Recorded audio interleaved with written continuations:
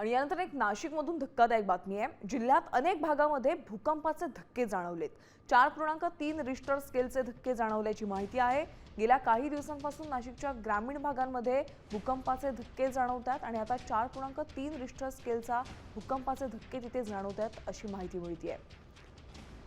तर गेल्या काही दिवसांपासून नाशिकच्या ग्रामीण भागांमध्ये भूकंपाचे धक्के जाणवत होते, त्यामुळे नागरिकांमध्ये एक भीतीचं वातावरण पसरलेलं आहे। नाशिक जिल्ह्यात सध्या अनेक भागांमध्ये भूकंपाचे धक्के जाणवल्याची माहिती समोर आलेली आहे।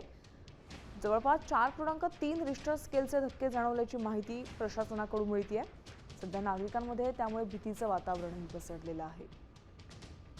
आपण पाहतोय नागरिक भीतीनं घराच्या बाहेर पडलेले आहेत। 4.3 रिश्टर स्केलचे धक्के जाणवल्याची माहिती मिळते आहे। नाशिकच्या ग्रामीण भागामध्ये आपण पाहतोय गेल्या आठवड्याभरापासून अशा घटना समोर येतात। भूकंपाचे धक्के जाणवलेले आहेत आणि त्यानंतर आपण आजची ही दृश्य पाहतोय।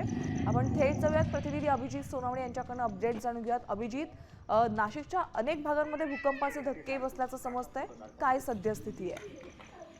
सध्याची माहिती समोर येते त्यानुसार नाशिक जिल्ह्यातल्या सुरगाणा असेल, पेठ असेल, कळवण असेल, दिंडोरी असेल या तालुक्यांमध्ये मागच्या काही वेळापूर्वी भूकंपाचे धक्के जाणवल्याची माहिती समोर येते। मात्र आता जी नवीन माहिती जी समोर येते त्यानुसार नाशिक शहराजवळचा देखील जो ग्रामीण परिसर आहे त्या परिसरामध्ये देखील भूकंपाचे धक्के जाणवल्याची माहिती नागरिकांनी दिलेली आहे।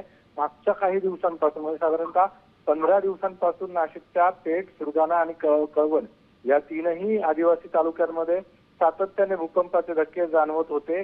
मेरी या संस्थेने या सगळ्या संदर्भामध्ये संशोधन केल्यानंतर सह्याद्रीची जी पर्वत रांग आहे त्यामध्ये बेसॉल्ट खडकाच्या मध्ये पाणी झिरपल्यानंतर भूगर्भामधली हालचाल काही प्रमाणात होती आणि त्यामुळे हे धक्के जाणवत असल्याची माहिती मेरी या संस्थेने दिलेली होती। मात्र सातत्याने हे धक्के जाणवत आहेत, त्याचं प्रमाण वाढतंय आणि त्यामुळे आता नागरिकांमध्ये देखील काहीसं भीतीचं वातावरण पसरलेलं आपल्याला बघायला मिळतं।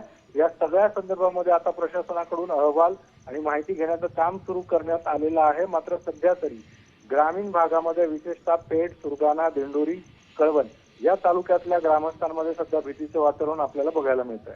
नक्कीच अभिजित, धन्यवाद या सविस्तर माहितीसाठी। आपण पाहतोय नाशिकच्या बऱ्याच भागामध्ये, सुरगाणा असेल किंवा इतर भागामध्ये देखील बऱ्याच दिवसांपासून भूकंपाचे धक्के जाणवत होते आणि आता पण नाशिकच्या मुख्य शहराच्या अगदी जवळच्या असणाऱ्या ग्रामीण भागामध्ये आज भूकंपाचे धक्के जाणवल्याची माहिती मिळते आहे। त्यामुळे नागरिकांमध्ये सध्या भीतीचं वातावरण आहे।